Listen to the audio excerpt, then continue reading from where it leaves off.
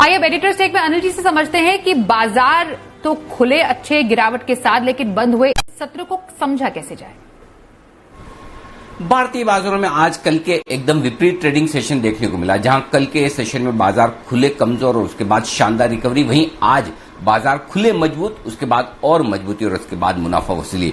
दिन के lower levels के आसपास निचले स्तरों पर बंद होते हुए नजर आए और जो दिन के दौरान कमजोरी आई, उस कमजोरी की बड़ी वजह यह थी कि शायद आईपीएल के सस्पेंड होने के बाद लोगों को डर यह है कि कहीं ऐसा न हो कि देश भर में लॉकडाउन की स्थिति बने, और उस डर की वजह से बाजार में मुनाफा वसूली आती दिखी। ये तो कुछ न कुछ कारण है जो बाजार को हमेशा मिल जाते हैं करेक्शन के लिए, लेकिन बात यही है कि बाजार रेंज बाउंड है, जहां एक और बढ़ने के लिए कई कारण है। ग्लोबल मार्केट्स मजबूत हैं, बाजार ओवरसोल्ड है, पुट कॉल रेशियो काफी नीचे है, बाजार में पोजीशंस हल्की है और कोरोना के मामले 3 दिनों से लगातार कम होते दिख रहे हैं।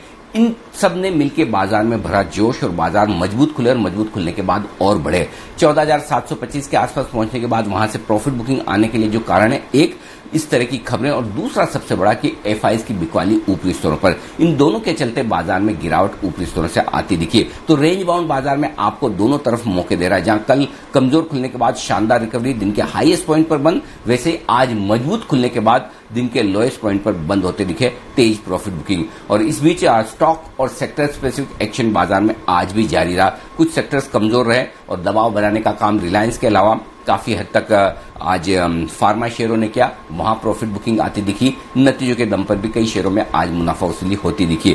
सेक्टोरल रोटेशन भी चल रहा है, जहां एक और मेटल्स और साथ ही शुगर शेयर जो बड़ी तेजी में भाग रहे थे मिड कैप शेयरों में, वहां आज ब्रेक लगा। तो नए सेक्टर सब सामने आने वाले लगे हैं। टेक्सटाइल कंपनियां, पेपर कंपनियां, फर्टिलाइजर कंपनियां, सरकारी कंपनियां, ये धीमे धीमे, और सरकारी बैंक, ये धीमे धीमे एक्शन में आने लगे। जहां तक बैंक निफ्टी का सवाल है, 32,000 के लेवल को आज आराम से दिन भर होल्ड किया है और ऊपर 33,000 तक भी पहुंचा। तो रेंज के दोनों एंड के आसपास बाजार पहुंचते हुए दिखे हैं और हल्की कमजोरी के साथ बंद हुए। तो बैंक निफ्टी के मुकाबले में कम कमजोर रहा है, ये कहना होगा। तो ओवरऑल एक मिला जुला ट्रेडिंग सेशन भारतीय बाजारों के लिए, जहां एक और खरीदारी भी आती दिखी तो ऊपरी स्तरों से तेज मुनाफा वसूली भी।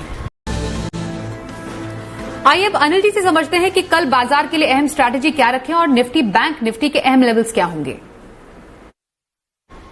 जहां तक कल के बाजारों का सवाल है, 14,350, 14,425 बहुत ही मजबूत सपोर्ट है निफ्टी पर, आसानी से नहीं टूटने वाला। और ऊपरी स्तरों पर 14,650, 14,725 ये वो रेंज है जहां पर पहुंचते ही प्रॉफिट बुकिंग आने की संभावना। लेकिन कल क्या होगा, इसके लिए जो ट्रिगर्स आपके लिए सबसे इंपॉर्टेंट है, पहला ग्लोबल मार्केट्स। हमारे बाजारों के बंद होने के वक्त डाउ फ्यूचर्स एकदम शांत 9-10 पॉइंट ऊपर थे, यानी कि पता नहीं अमेरिका में किस तरह का ट्रेडिंग सेशन आज रहेगा, पहली बात। दूसरा, कोरोना के मामले 2 दिनों से कम, 3 दिनों से कम आ रहे हैं, लेकिन वीकेंड होने के बाद अब क्या ये मामले फिर से बढ़ जाएंगे, ये देखना जरूरी होगा। तो मामले ना बढ़े तो ये थोड़ा कॉन्फिडेंस बढ़ाने वाले होंगे। साथ ही 2 और आंकड़े, पहला एफआईज की तरफ से आंकड़े किस तरह के आते हैं। 2 दिनों में तो जमकर 5700-5800 करोड़ की कैश मार्केट में एफआईज ने बिकवाली की है। क्या आज भी दमदार बिकवाली का आंकड़ा रहता है? लेकिन इसके साथ ही अगर बाजार ओवरसोल्ड हैं तो फिर निचले स्तरों से रिकवरी के लिए भी तैयार होते दिखेंगे, क्योंकि पुट कॉल रेशियो और पोजीशंस ये बता रही कि काफी हद तक बाजार हल्के भी हो चुके हैं।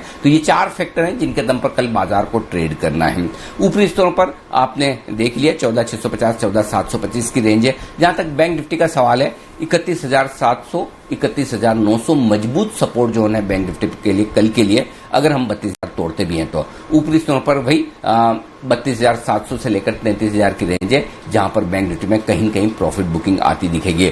कुछ मिड कैप शेयरों में, स्मॉल कैप शेयरों में आज प्रॉफिट बुकिंग दिखिए, सेक्टोरल चर्निंग होगी और अगले 1-2 दिनों के लिए सरकारी कंपनियां, सरकारी बैंक, पेपर, टेक्सटाइल, फर्टिलाइजर, ये सारे सेक्टर्स वापस से लाइमलाइट में आ सकते हैं। और 1-2 दिनों में अच्छा करेक्शन अगर हो जाता है तो शुगर और मेटल शेयर फिर से निचले स्तरों पर खरीदारी का मौका देंगे। तो हल्के फुल्के करेक्शन के बाद जिन सेक्टर्स में तेजी है वो फिर से बढ़ेंगे, इसलिए डरने घबराने की जरूरत नहीं है। लेकिन सेक्टोरल रोटेशन बाजार में होता हुआ आपको नजर आएगा, उस पर आपको फोकस करना है।